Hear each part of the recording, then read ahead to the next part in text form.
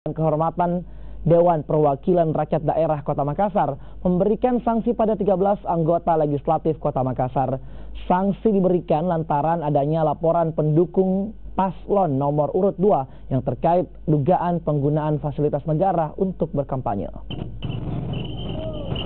Sanksi administrasi berupa teguran keras dialamatkan ke 13 anggota Dewan setelah mendukung salah satu pasangan calon wali kota Makassar melaporkan adanya dugaan penggunaan fasilitas negara untuk berkampanye.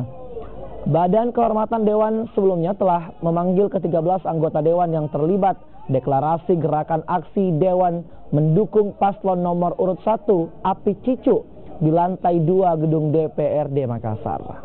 Kami di BK sudah rapat dan menyampaikan kepada hasil rapat itu adalah ada berupa teguran memang kepada teman-teman untuk jangan sampai melakukan itu.